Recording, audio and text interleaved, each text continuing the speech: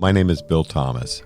I'm a writer, consulting producer, and now podcaster. I am now trying to use my experience as the brother of a murder victim to help other victims of violent crime. I'm working on a book on the unsolved Colonial Parkway Murders, and I'm the co-administrator of the Colonial Parkway Murders Facebook group together with Kristin Dilley.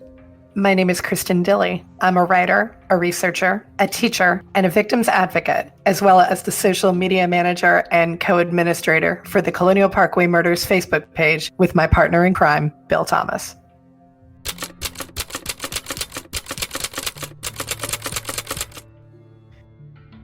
Welcome to Mind Over Murder. I'm Kristin Dilley. And I'm Bill Thomas. And we're joined today by Janette Edwards Santiago. She is the sister of Robin Edwards. Janette, welcome to the podcast. Thank you. You sound so serious. We'll try to make certain it's not all 100% serious. So, Janette, we'll go ahead and start off with a question that I know you'll be able to answer for us. What are some of the words that you would use to describe Robin as a person? Just kind of start listing off some adjectives for us.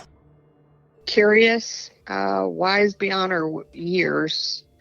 She had a great heart. She never met a stranger. In some ways, she seems a lot more grown up than a lot of 14-year-old kids. Would you agree with that? Most definitely. Most definitely. She thought she knew everything and had it all figured out. At age 14. Yes. Although, did you... Probably even as early as age 12. Did you feel the same way when you were a teenager? No, I was not as, if you will, cocky about it. My parents, worked a lot. So, we were home alone a lot. And, I took care of them. But I wouldn't think I was as grown as she thought she was. So just for context for our listeners, where was Robin, like in birth order in the family? Just tell us a little bit about your family and where she fell in it. I am the oldest. Robin was next. She was about 6 years younger than me. And then my sister Pam was the baby, and she was 2 years younger than Robin. So she was the typical middle child. And how's that manifest itself? Not confessing that I'm a middle child, but I want to find out how it worked for Robin. She was the one that always tested the boundaries. I was more please the parents, do what they say, and Robin, from the time she was little, she would test the boundaries, rules didn't apply to me, so just strong-willed, hard-headed. Was there someone in the family that she related to best? Not really. She always went kind of on her own. She danced to her own drummer. And with you being the oldest, did that kind of put you, and you're 6 years older than Robin and 8, I think, than Pam, did that put you in the babysitter/caregiver role sometimes? A lot. Most definitely a lot.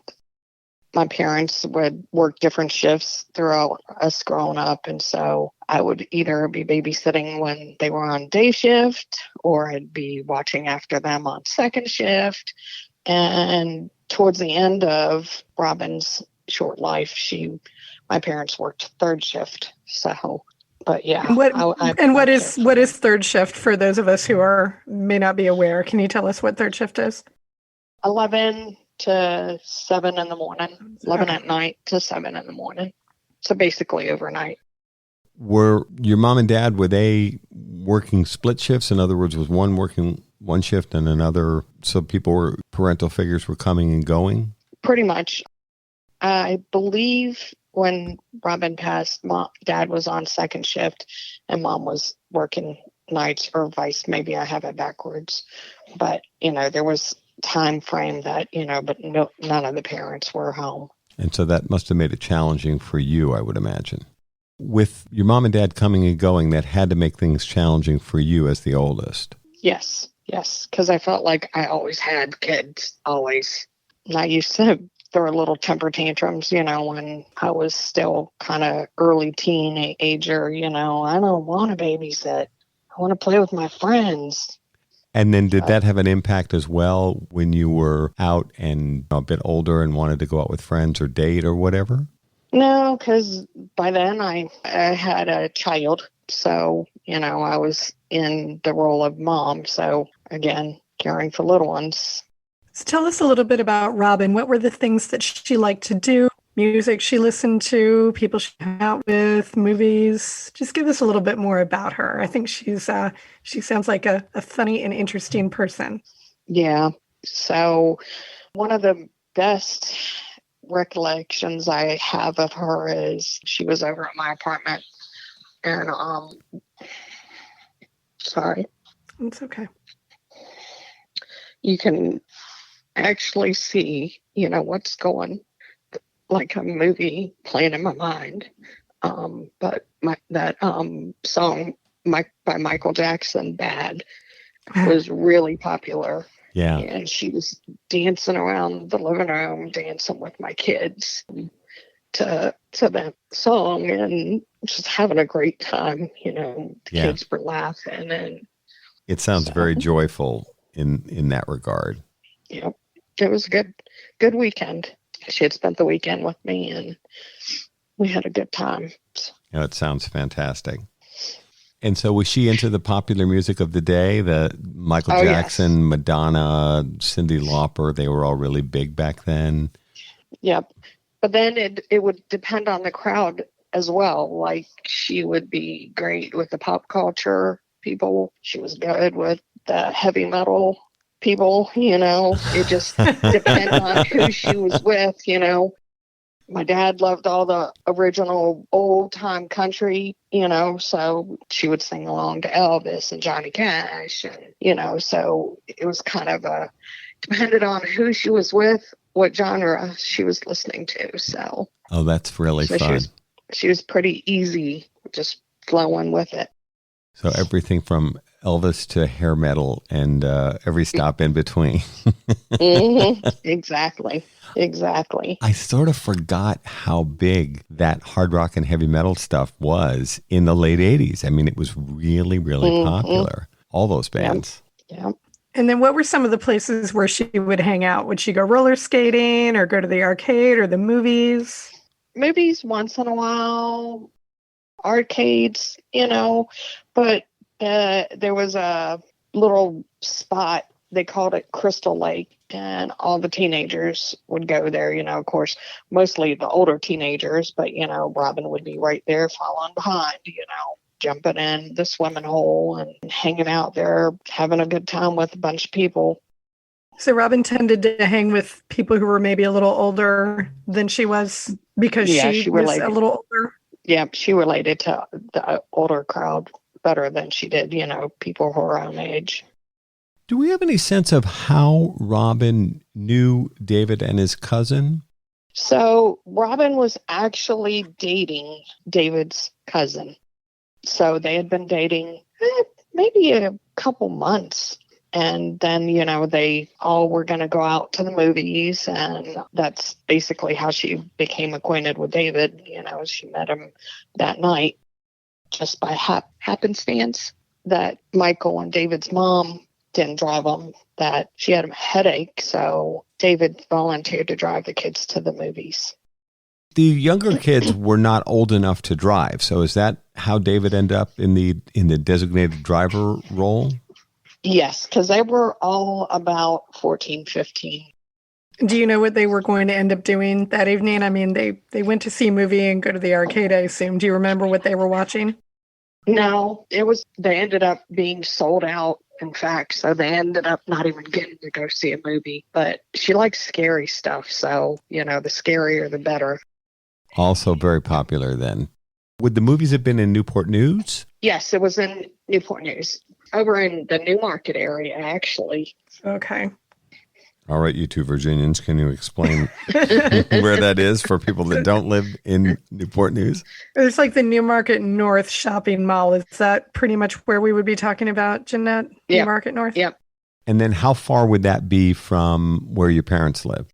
10 minutes. Not very far. Not very far at all. The incident, which we'll get into in a minute, happens at Ragged Island, which is on the other side of the James River. But in terms of their evening out, those things were on the Newport News side of the river. Is that correct? Yes. Yes. And what neighborhood were your folks living in at that point? It's called Brentwood. It's a little subdivision in Newport News, maybe 10, 15 minutes from the James River Bridge. Did Robin regularly go over to Ragged Island or over to Isle of Wight? Like, was that something that she would do? I don't know that she had ever really, truly ever been over there before. So she wouldn't have had any reason that you're aware of to be over on the Ragged Island area? No. Was that a place on the far side of the James River where you or other kids you knew would go?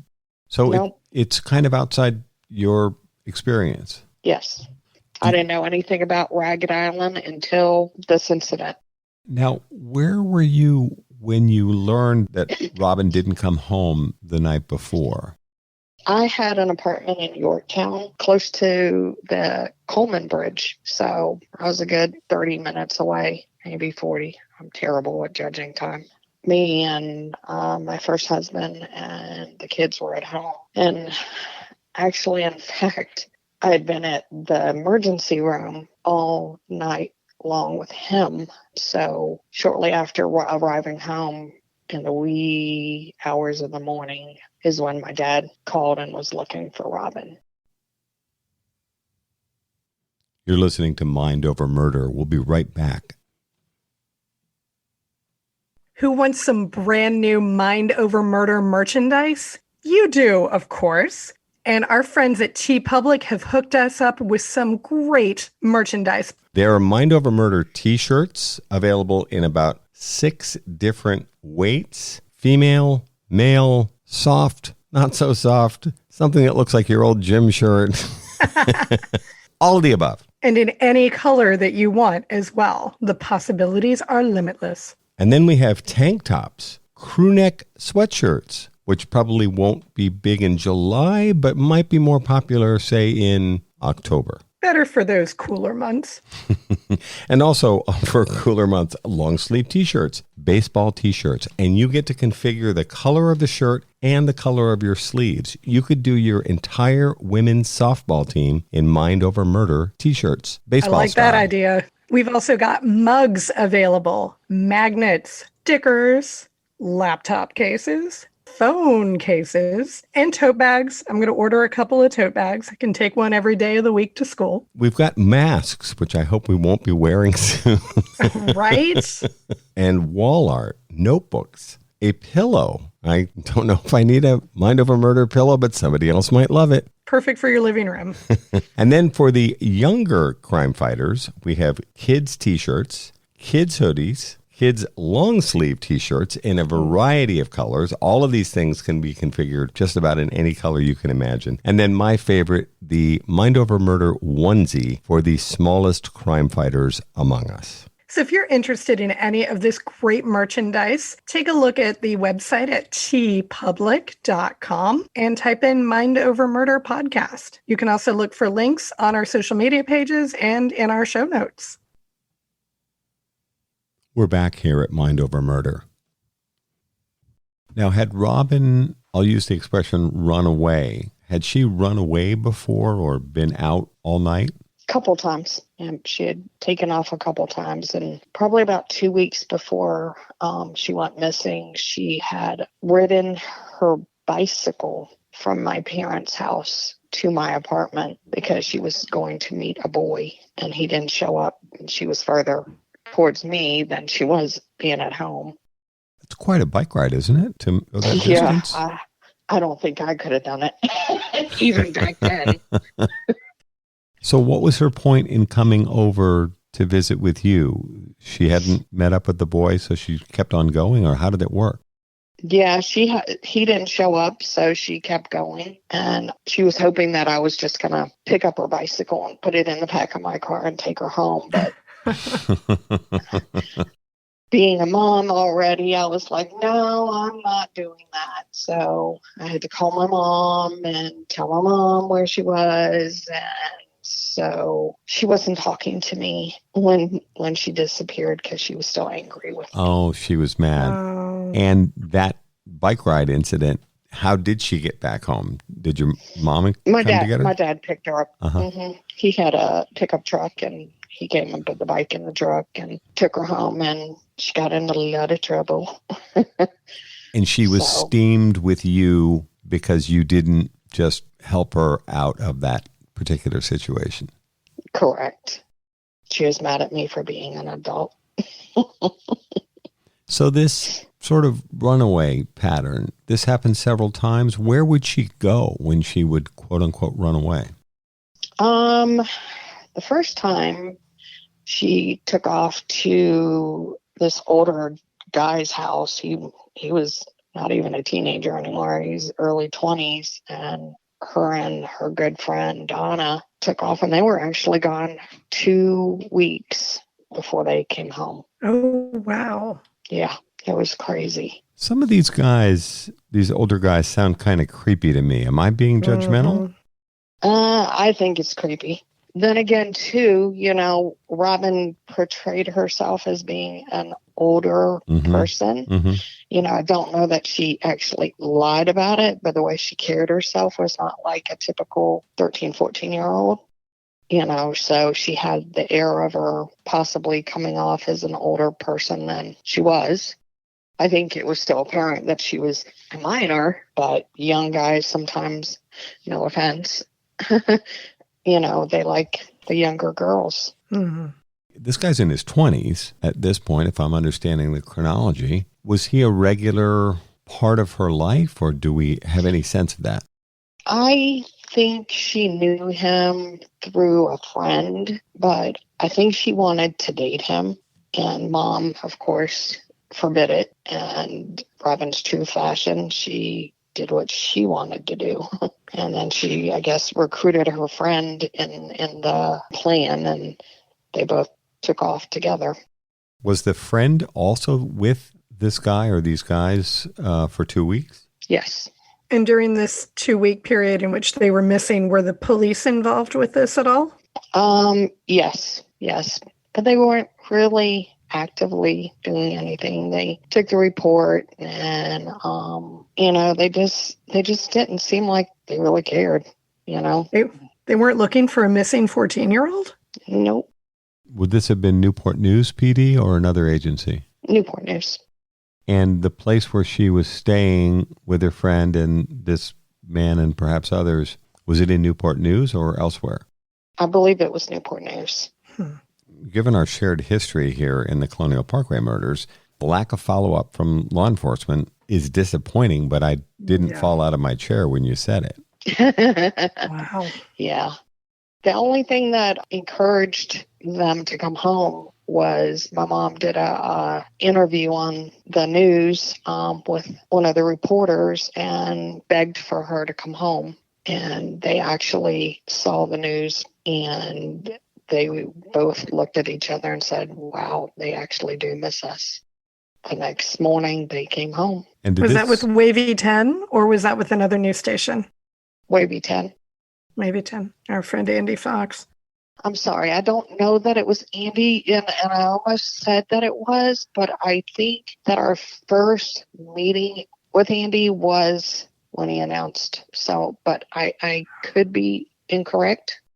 Your recollection is your mom did an interview with local television news asking for Robin to come home, and they saw the news program and realized they were missed. Yes. How much in advance of Robin's loss was this? Time's so relative at this point. I know. But I think that it was only a few months. So this would have been a few months before she died. Yes. Were your parents worried when Robin didn't come home the night after she went out with David and his cousin and brother? Did that cause them concern? They were concerned, but they expected her to walk through the door at any time. The pattern had already been established. Yes. So then at what point did you start getting concerned about her well-being?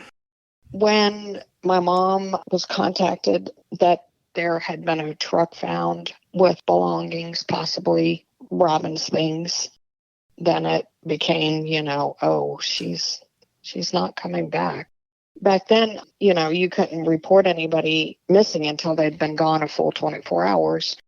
By that time, it had been a whole day that she had been gone. And my recollection is that your mom saw the sneakers that Robin had drawn on, little characters or whatever, and that confirmed for her that those were Robin's shoes? Yes. And which agencies were involved at this point? Do you remember? Is this Isle of Wight sheriffs or is this the Virginia State Police? Do you have any recollection? At the time, that was the Isle of Wight Sheriff's Office. Do you remember at what point you had first contact with the Virginia State Police? Honestly, no. I don't think it was for a few months, though. What was your thinking, if at all, about the situation when Isle of Wight sheriffs come back and say, we've found an apparently abandoned truck, and we've figured out this belongs to David Knobling, and we've found articles of clothing and other items in the car, and we believe those things may belong to Robin. What was your thinking, if any, about the circumstances? Did any of this play out in terms of conversations you had with your parents? No, because we all kept thinking that she was going to come home. We all kept thinking, because typical Robin fashion, we just assumed she was coming back. And then, once the searches started out at Ragged Island and stuff, it started looking grimmer and grimmer and grimmer. I can remember, even like back then being upset because I wanted to go over there. And my parents were like, no, they told us to stay here. They'll call us or they'll let us know if anything changes. Of course, I was a young adult at that time. And, I was mad. I wanted to go find my sister. And so at this point in your life, you're about 20 or so and married with a couple of kids. Nothing was stopping you from going there. You just were being respectful of what your parents had been asked to do? Yes. Had you ever had any other contact with the Knobling family, with David's family? Not with his family per se, but I went to elementary school with David. Oh, so you go back. Okay. Yeah. He was this goofy little kid, freckles. And, he was back then, when we were in elementary school, boys had cooties. And oh, yeah, I remember that. So they still do, I think. Some of them. I can remember it had to be 4th grade, probably. And we were getting ready to watch a movie. And so, lights out and everything. And here's David scooting on the floor under the girls' chairs, trying to look up their dresses. Oh, no. Yeah. And so when, we started hearing his name connected, I was like, no way. Same kid. Were you in the same grade back in elementary school? Yeah. Did he get nailed for the scooting on the floor, picking up the girls' dresses situation? Oh, yeah. David stayed in trouble in school. Although he did grow up to be a tall, handsome guy, he wasn't the goofy-looking kid that he was when he was a little kid. No, I was totally shocked because if you recall some of the pictures, that have been put out of David over the years, there are a couple of the goofy-looking kid ones, and then the more grown, handsome young man that he turned into. So yeah. And, when I first saw those younger photos, I'm like, yep, that's him. What happened when the teacher turned on the light and he sprawled out on the floor? Oh, he had to go outside and sit outside the classroom. Ooh, serious stuff. I don't think neither of us knew that, did we, Bill? No, and I didn't realize that you knew David all the way back to elementary school when you guys were kids. Yeah. Do you recall the name of your elementary school? We went to Magruder. So had you grown up in the same neighborhood? No. But Magruder was the school for that area? Yes. Interesting. You're listening to Mind Over Murder. We'll be right back after this word from our sponsors. One of the most frequent questions we're asked here at Mind Over Murder is, how can I help? Thanks to Othram, a leading forensic DNA testing lab for law enforcement, you can get involved and help solve real cases. If you have tested at a consumer genetics company, you can contribute your data to DNAsolves.com. The process is easy and confidential. Just 2 simple steps. Your DNA might be the missing piece that helps solve the identity of an unknown person. Then Mind Over Murder will highlight cases Othram is working on to seek your crowdfunding support for DNA testing to help solve these cold cases. Upload your DNA profile to DNAsolves.com. It's easy, free, and confidential. Then join Mind Over Murder as we help families find answers with Othram and DNAsolves.com.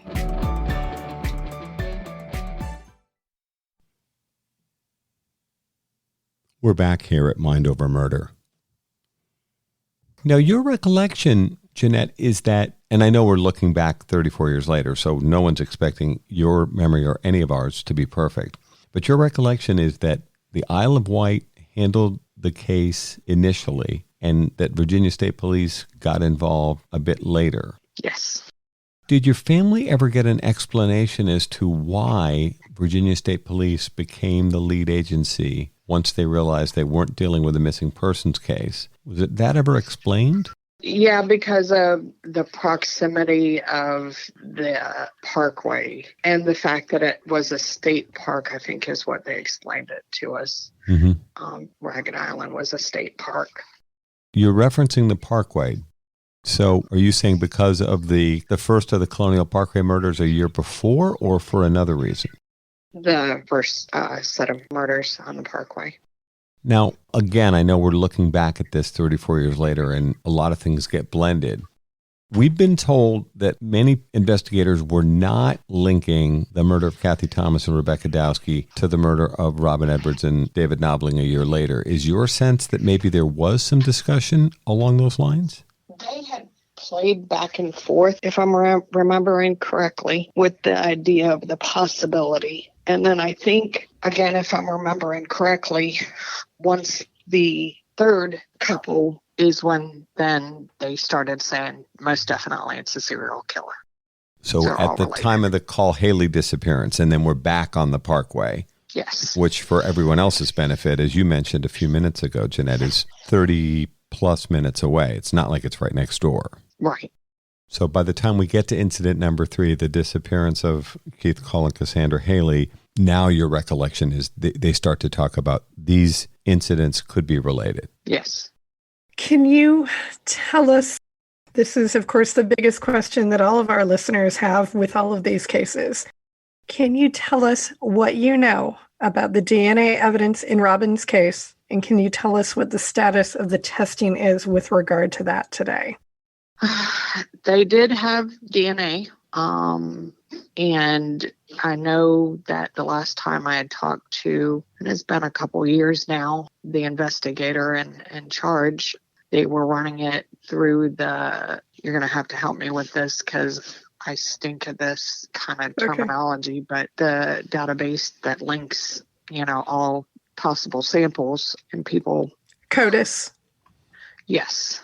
CODIS. Okay. I could recall close to the name, but yeah. Yeah, no worries.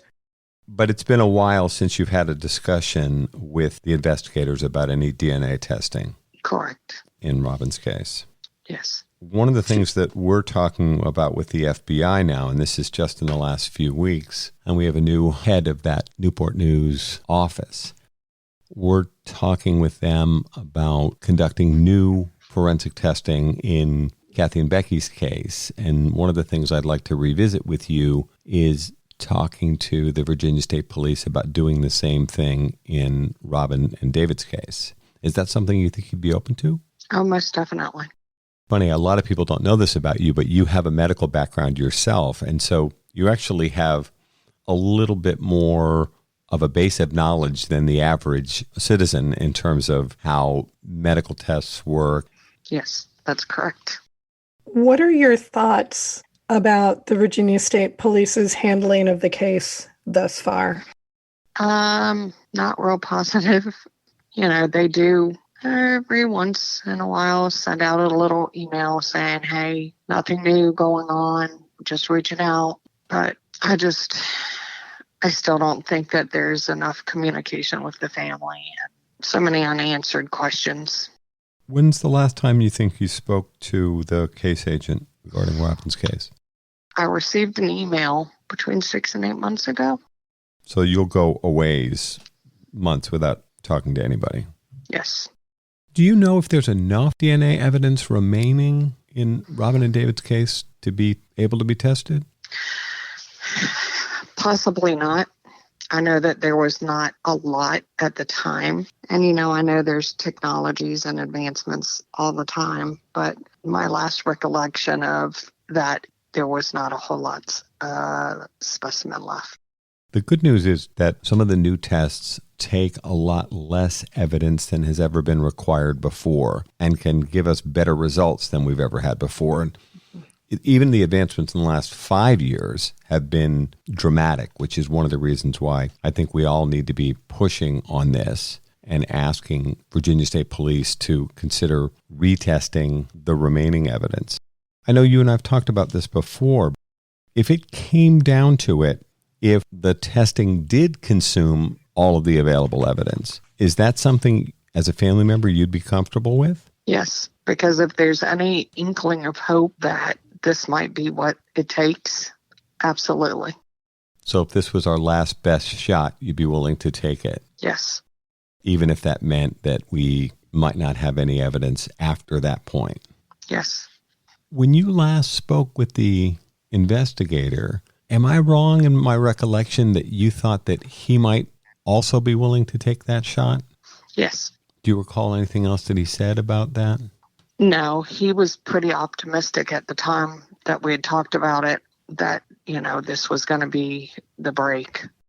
But to your knowledge, that testing has not taken place? I believe the testing has taken place, but I don't think that there was anything really that came of it. Have they ever mentioned investigative genetic genealogy or forensic genealogy, the way they broke the Golden State Killer case by searching the DNA databases? I don't know that he had mentioned that to you. I don't think so. And is that something that interests you? Anything that could ever possibly find out who did this, I would be open to any of it. Do you have a particular theory that you subscribe to of who murdered your sister and David Knobling? No, honestly, I still believe that they were in the wrong spot at the wrong time. No, unfortunately not. Part of me says that I don't even think that the killer is on this side of the ground anymore either. I just have a feeling that that person is no longer alive. Is that more coming from the head or the heart? Kind of my head. What's your thinking? There was a lot of theories about this person being, in the prison system. There were a lot of theories about different things. And I don't know why, but I feel like this person was in trouble a lot and that they didn't have a very good life, which it's just a weird sense that I have that I think that they're not here. And do you think the Colonial Parkway Murders, the so-called Colonial Parkway Murders, do you think they're related? No.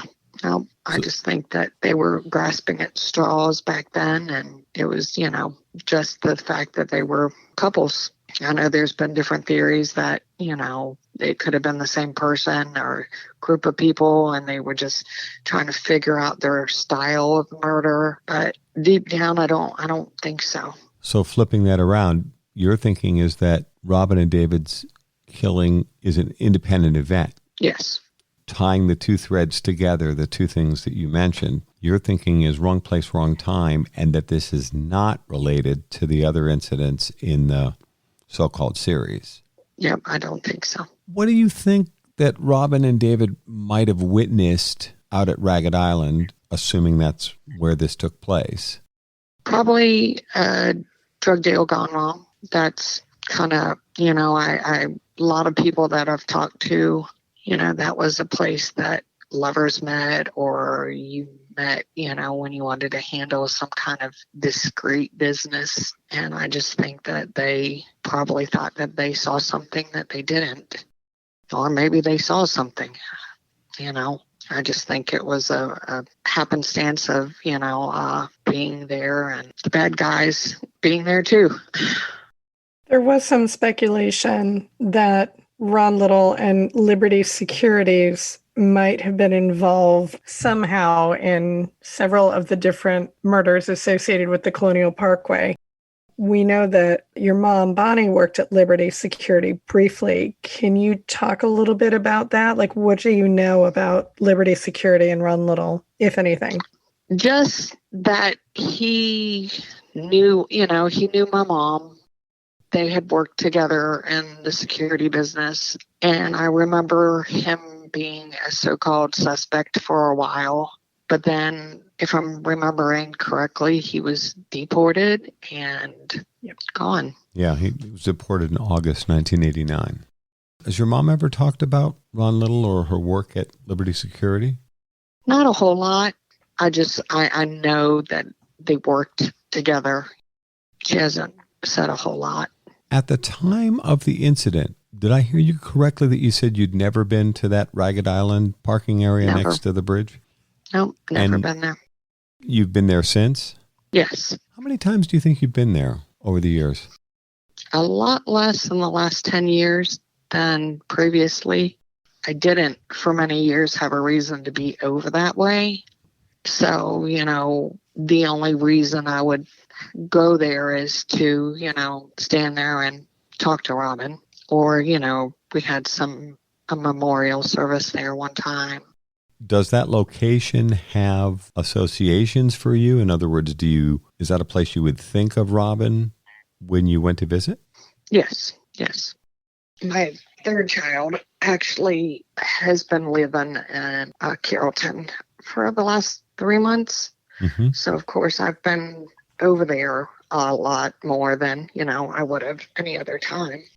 That takes you past Ragged Island when you head out that way? Yes. And so, kind of when you don't go that way for a while and then you go there past it, it's like, it brings back all the questions and all the thoughts of, that not being a place that, you want to go. It's kind of like a jolt, if you will. Mm-hmm. She doesn't live there anymore, so I don't have to go over that way. It sounds like that's probably okay with you. Yeah, I'm okay with that. Mm-hmm. Let's end on a light note here. What is you gave us one wonderful memory of Robin, her dancing around in your apartment. Do you have another favorite memory of Robin that you can leave our listeners with? Let's see. My son was a year old when she died, and I can remember her being at his birthday party. And I have pictures of her sitting on the floor throwing him the football. He had this little plastic football he got for his birthday. And she was sitting on the floor playing football with him. That's great. I think she would have enjoyed being an aunt if she'd been afforded that opportunity. Yes. Well, Janette, I know this isn't an easy subject to talk about, so we thank you so much for taking the time to share your memories of Robin and to talk to us about this, what I know has been an awful tragedy in your life. So thank you for having the bravery to come on and talk to us about it. We really do appreciate it. Oh, and I appreciate the opportunity. That's going to do it for this episode of Mind Over Murder. We'll see you next time.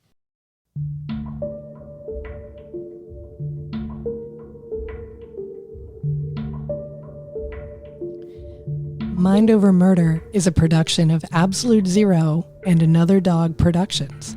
Our executive producers are Bill Thomas and Kristin Dilley.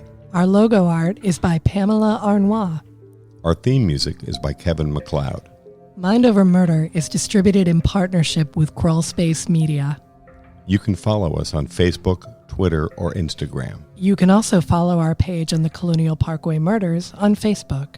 And finally, you can follow Bill Thomas on Twitter at BillThomas56. Thank you for listening to Mind Over Murder.